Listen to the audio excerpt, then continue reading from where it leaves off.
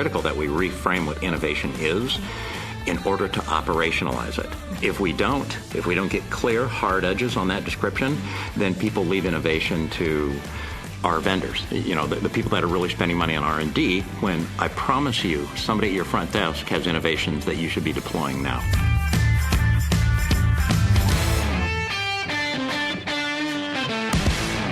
You're listening to episode 143 of the Fitness Business Podcast. We'd like to thank this month's premier podcast partner, MyZone, the wearable technology that enhances paid programming and drives customer engagement.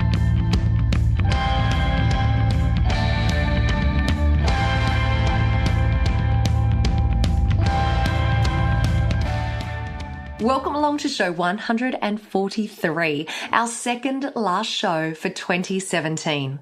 My special guest this week is Blair McHaney.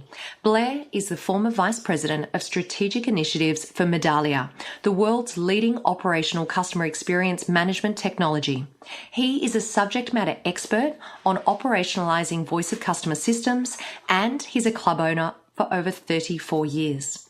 Blair is president of ClubWorks, Medallia's partner for operational customer experience management in the fitness industry. ClubWorks serves over 500 clubs, including Equinox, the US Fitness Group, Fitness Connection, Gainesville Health and Fitness, the Houstonian, and hundreds more high-end as well as low-cost providers. It was a real privilege getting to spend time with Blair at the Club Industry Show a little earlier this year. During our chat, we spoke about innovation. Blair explains opportunities to innovate within our fitness businesses, and we discuss the importance of constant customer feedback. Also during the interview, Blair shares a great exercise that everyone can do to test that your fitness business truly represents the purpose and the core values that you're setting out to achieve. Now, before we transition into this week's show, I want to give a shout out to one of our podcast partners. MyZone is a wearable technology platform that leverages personal goal setting, gamification, and social platforms to motivate your members. You can learn more at myzone.org.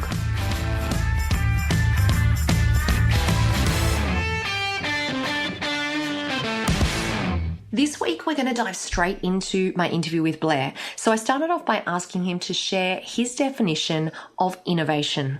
Innovation is any new idea that gets adopted and adds value, period.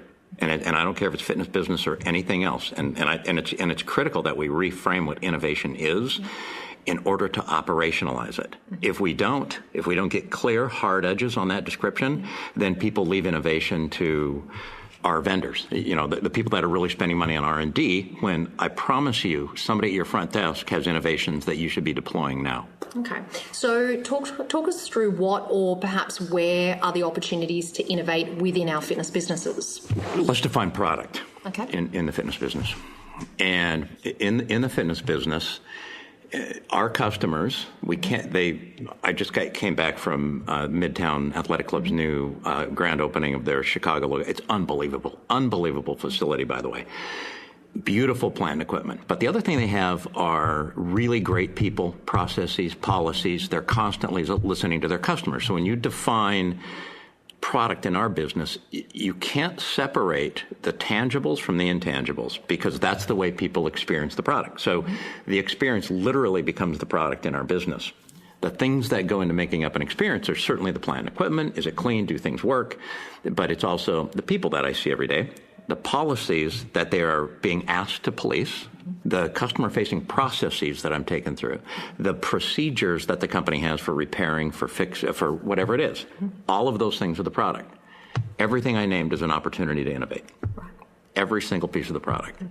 It's interesting you mentioned the experience, because since I've been in the States, I've made an effort to go to a number of different facilities. And just a couple of days ago, I went into a particular facility and I walked out of there going, that was a 10 out of 10 experience. Oh, really? Awesome. Because of all of those boxes that you just mentioned, all of those boxes were ticked. And it was from everything from the front desk experience to the processes that they had within the business down to the instructor training.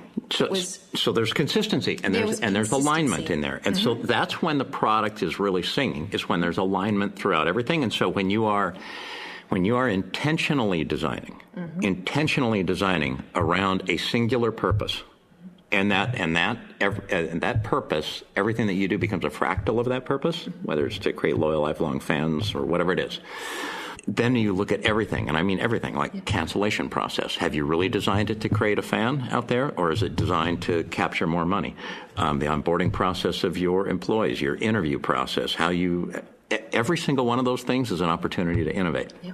And do you think that businesses often fall down because they don't think about all of those elements, or they might have a few of those elements correct and a few of them they don't put the energy into? I think they fall down because they look at everything in a silo and not as a single integrated system. And businesses that really differentiate are single integrated systems. Mm-hmm. Everything makes sense. Mm-hmm. Compensation, the way that you compensate, doesn't do damage to the vision of the company. The metrics that you track every day, the things that different managers are looking at within different departments, don't do damage or do violence to the customer experience. So when you say we're going to build loyalty, and the way we're going to build loyalty is by delivering a world-class customer experience, that is nothing but marketing blather until you can embed and align everything in the company. Everything in the company, how you train, the metrics, you got to look at your compensation plans, you got to look at everything. Yeah. So if I was a fitness business owner listening to the interview at the moment and I was unsure as to whether or not I had all of those things in place or I was doing all of that, what would be step number one for me to identify within my own business whether or not I was on track? Yeah. Here's a great test. Assume that a third party was going to come into your business and that you were not allowed to speak about what your strategy is, and that they were not going to be handed any marketing material about what your strategy is. Two things. And there was nobody in the business. There were no customers in there, and they got to inspect everything in your business. What artifacts would they find? That says this is what your culture was about. So they're think of it like an archaeological dig, right? I'm here, there's no people around. What artifacts am I going to uncover that says, wow, this was a customer-centric company? And I'm thinking, like, you look at meeting agendas, you'd look at position descriptions, you'd look at compensation plans, you'd look at how they evaluate positions, you'd look at, so that's one thing, is what artifacts exist. The other thing would be, if a customer comes in and you're in the middle of a busy operating day and they are watching the sort of interpretive dance of your business and operations, and they had to guess what your purpose was without you putting it on your wall, could they? Could they look at actually what's happening? Because you can do that. You can go into an Apple store and see if you can, by looking around, feeling what are they presenting and how they display stuff and how they interact with people. Why are there no lines here? What are they? You won't get it exact, but if you said, what are their core values? You're going to get close. Get close to it. Yep. Yeah. Let me ask you this. How important is it for us to have a constant understanding of what real-time customer feedback is? I'm so glad you said constant and real-time. It's critical. It is mission critical. And I don't mean the annual, the semi-annual. I don't mean just Net Promoter Score. Love Net Promoter Score, but not just Net Promoter Score. It is, if you're not constantly have an intake process for customer feedback, and I could get into so many details about what kind of feedback you get, whether it's solicited or unsolicited. Everybody gets the unsolicited off Yelp, and I'm filling out a piece of paper in the gym, and that's all unsolicited. You need to solicit feedback, especially in our business, which is more like B2B than B2C. There's a contract between two parties. It's an ongoing relationship. And that should trickle in every single day into an organization. That way, if you are doing your job as an innovator and as a change agent, and you're making changes continuously, that's how you understand. You don't run a bunch of reports from the top down once a year, say, here's our scores, here's the initiatives from the smartest people in the room, hand them out, and then let's see what happens next year. It doesn't work. It doesn't work. And that's why Medallia has grown so fast. Before we chat further about customer data collection, I know that many of you will be very familiar with Medallia, but just in case there's anyone that isn't, I wanted to give you a very brief overview. Now, through the Medallia platform, what they do is capture customer feedback in real time and deliver insights and actions across an organization. The process and the information that they provide, basically, it empowers organizations and employees to become, as Medallia puts it, more customer obsessed in their daily decisions. I think it's probably fair to say that many club owners would agree that they do collect customer feedback, but perhaps they could be more consistent with the process. So I asked Blair to help us understand that in addition to Medallia, what options are available for club owners and managers to become more proficient in collecting this information from their customers. You already have some data you can use. You have operational metrics. You have usage data. You have demographic data. And you should be looking at that data differently. I encourage people that when they're signing a customer up, have some easy way to score them on their previous history. Give them a 1 if they've never had a health club membership before. Give them a 2 if they've used to have a health club member. And I had one in 6 months. Give them a 3 if they're a current health club member. So that at least now you've captured another data point where you can maybe start to look at attrition and that.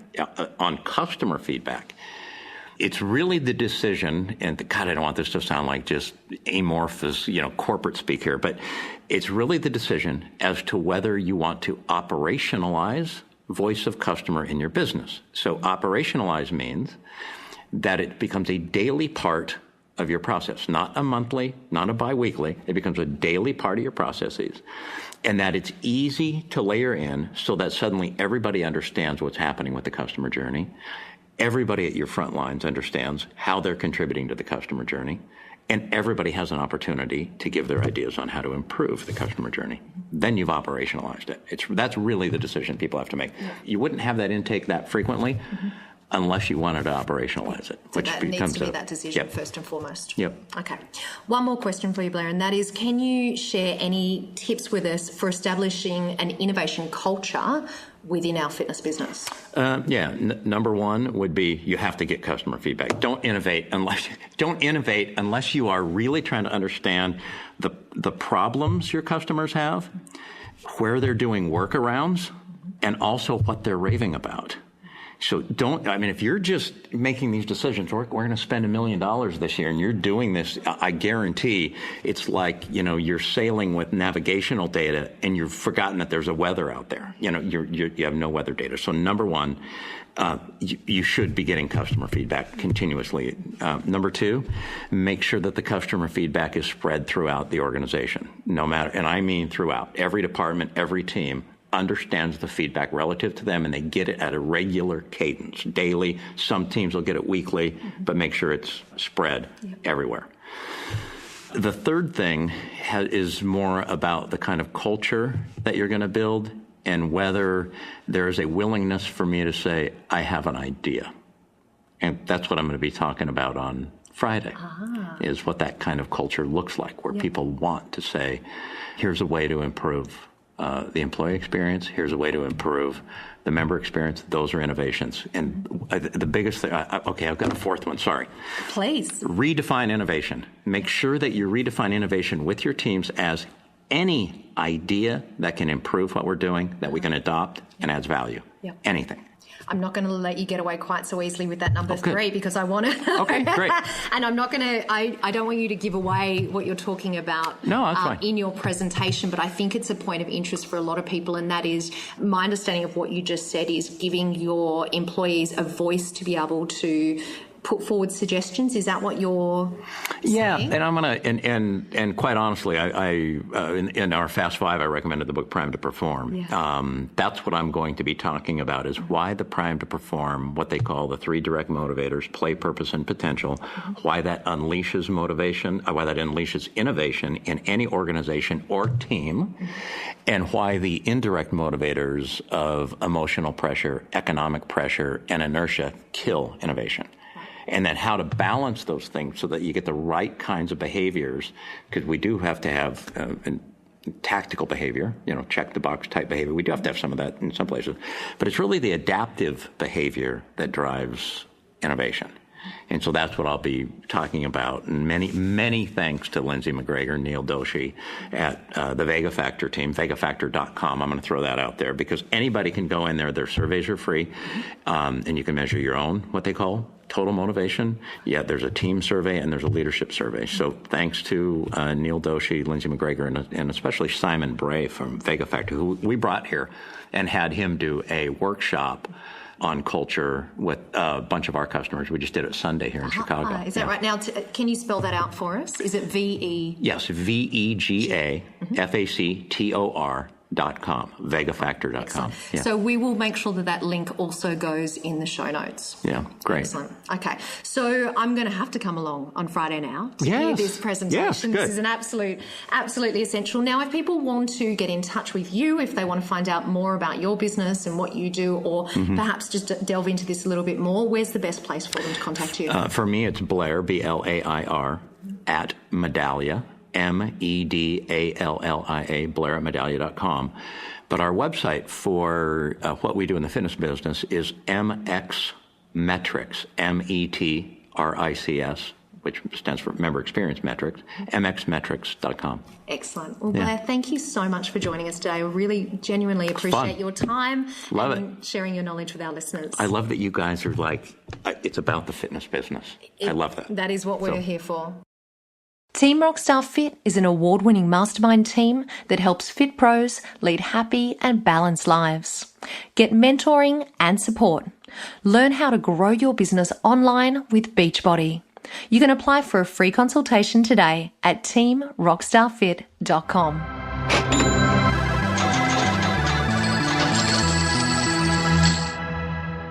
Get ready for this week's bonus segment, your extra injection of information, education, and inspiration to strengthen your fitness business. I'm excited to tell you that the Fitness Business Podcast Santa Sack is open. The online virtual Santa Sack is chock-a-block full of discounts on products and services and offers from our wonderful podcast partners and suppliers from the fitness industry all across the world. You can go to fitnessbusinesspodcast.com/Santa Sack to see all the great offers that are available. We're adding to it every single week, so make sure you check it out. So one more time, that is fitnessbusinesspodcast.com/Santa Sack. Now, another big piece of news, if you didn't catch it in last week's show, is that our next FBP family meetup will be at URSA 2018 in San Diego. You're invited to join us on Wednesday, March 21st at 5:50 a.m. at the main entrance of the Marriott Marquis San Diego Marina. We're going to walk and chat for 45 minutes and return back to the Marriott by 6:50 a.m. Now, to register for that, just go to fitnessbusinesspodcast.com, and up the top of the homepage, you'll see a link to the URSA FBP family meetup. Make sure you register. Precore Quickfire 5.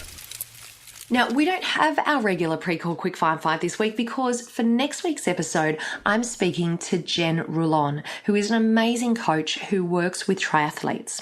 I invited Jen on the show so that she could share her experience in running a multifaceted business. Jen is a coach, a speaker, an influencer, and she well and truly walks the talk. She just a few months ago competed in the Ironman World Championships in Kona. She is an amazing athlete and an incredible business owner.